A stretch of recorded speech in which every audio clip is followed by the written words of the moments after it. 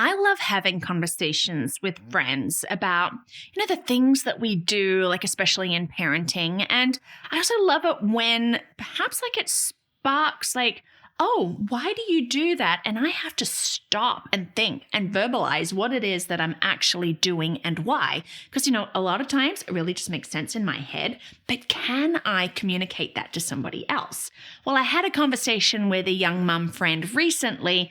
We were just talking about some stuff with her daughter, and she talked about the fact that I talk about training my girls and why do I say training and what does that mean? And she was saying that she was looking online and didn't really see so much about training children in the way that I was doing. And I'm oh, how do I actually best verbalize this? Why am I actually very strong about training my children? Well, today I want to share with you my thoughts and my processes on why I do training versus discipline.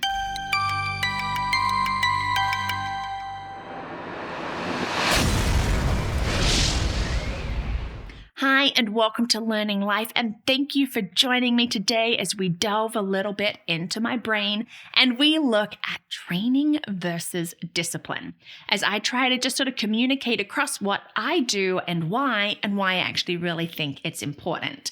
I love to share these things, and that's why I do these videos, and thank you so much for watching. Thank you for your likes and your subscribes and your comments, for your shares. Thank you for being part of this Learning Life community.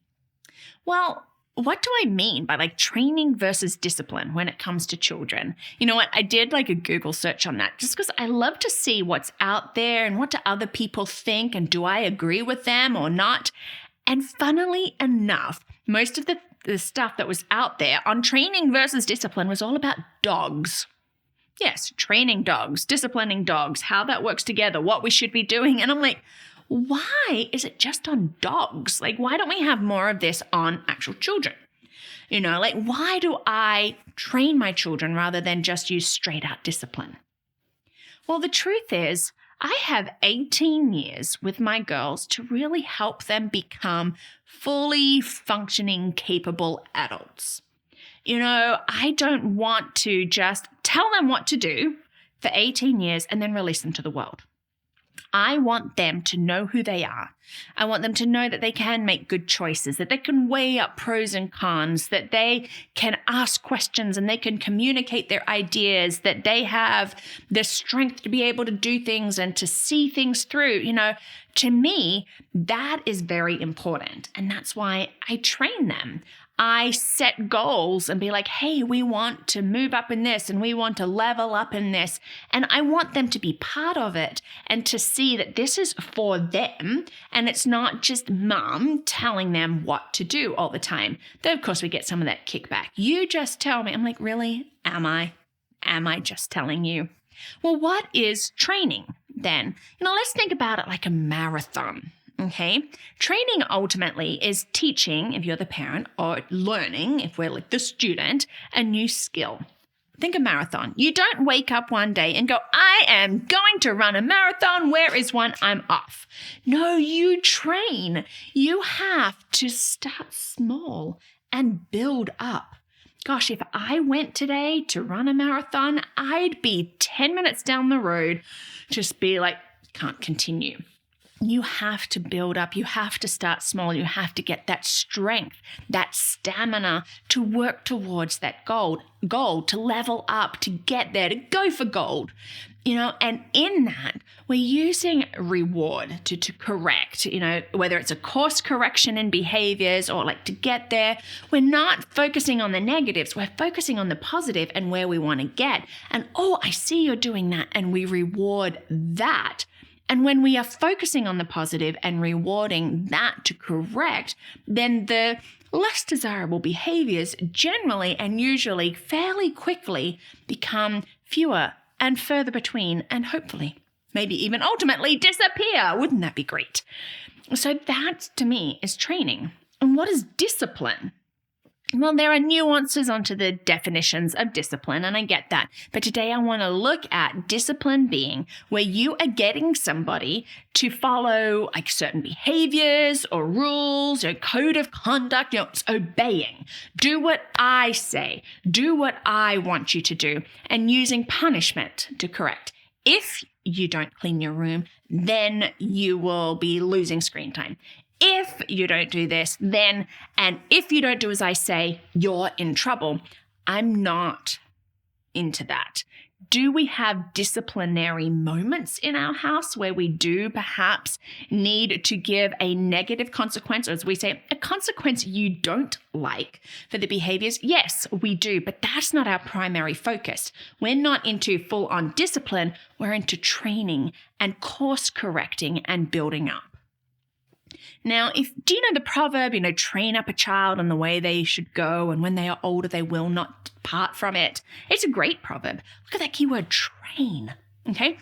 But when you start looking at people's thoughts on that proverb and what train is, so much of it, sadly to me was spare the rod, spoil the child. No, you need to get them to do this. That's how you train. And it becomes, I'm like, no, that's to me is so not what it should be. Because if we've built it up, if we are training them in the way that they should go to reach that goal, when they are older, they're not going to part from it. They're going to know how to make good choices. They're going to know how to communicate their thoughts and ideas and feelings. They're going to know these things, okay? Let's not do the whole spare the rod, spoil the child. Come on, that is discipline. That's not training. So how do we train?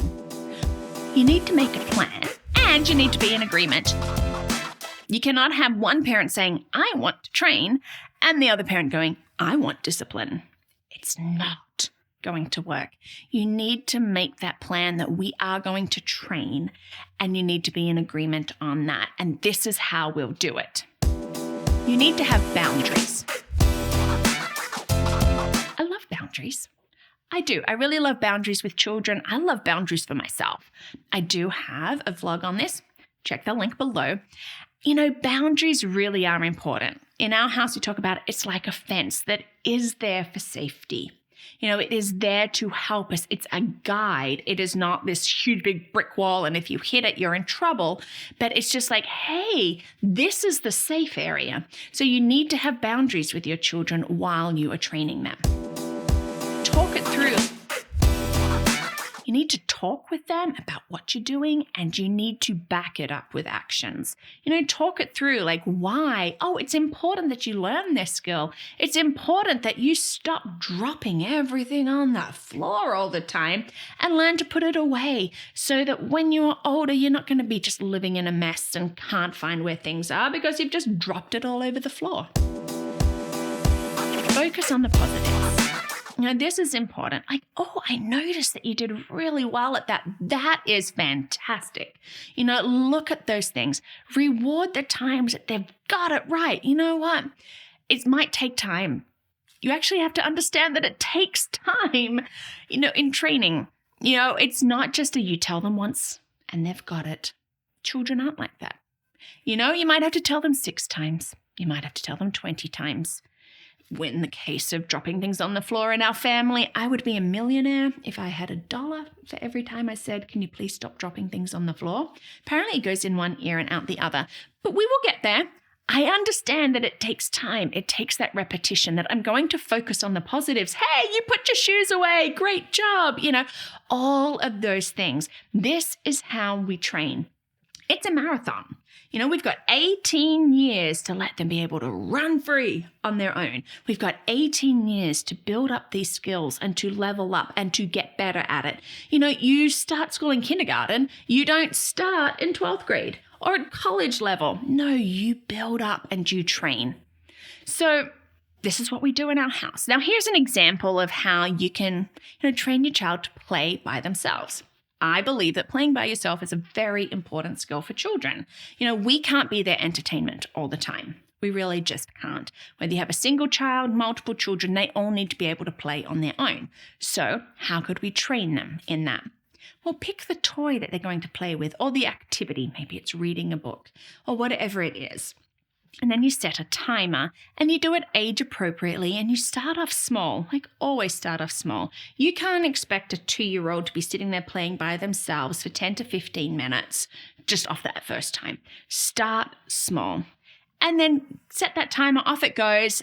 Maybe you do need to redirect. You're letting them play, redirect. If needs be, hey, come back to this. And then, you celebrate when the timer goes off. Hey, you did it. That was a great job. I love how you tried with that. If you need that positive reinforcement, like the M&M or whatever, you do what works for you. And then you just keep repeating this and you increase the increments of time. And they'll finally get it. You'll hit your goal. Like my goal was to have 30 minutes to be able to exercise without having to get up ridiculously early. I already do that to teach. I didn't want to have to get up even earlier to do it. I wanted to be able to exercise and know that my girls, they're going to be fine playing on their own while this is mummy's time. And so we did that. Like we built it up. I understood that it was going to take a while to get to 30 minutes. But we did it. It took a bit of redirecting, it's here, it's there. Now and then I get a little bit of interruption. I know I need to make sure they have a drink before I start, but we did it and we've rewarded and we've got to the point that now they can easily play 30 minutes and leave me alone to exercise. In fact, they can play hours by themselves. They have great imaginations, but we built up to it. Now, when we look at it, does punishment-based discipline work? Well, yes, it does. It really does. But, I'm a believer that the use of positive reinforcement is always going to be more effective than using punishment, especially like in the long term.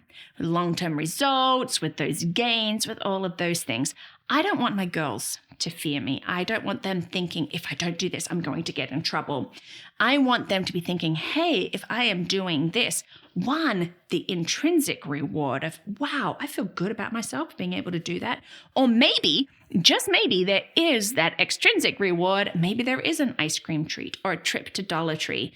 It's not all the time, but we've built up and we've leveled up and we understand that there are going to be times when it's just not working, but we just keep going for that goal.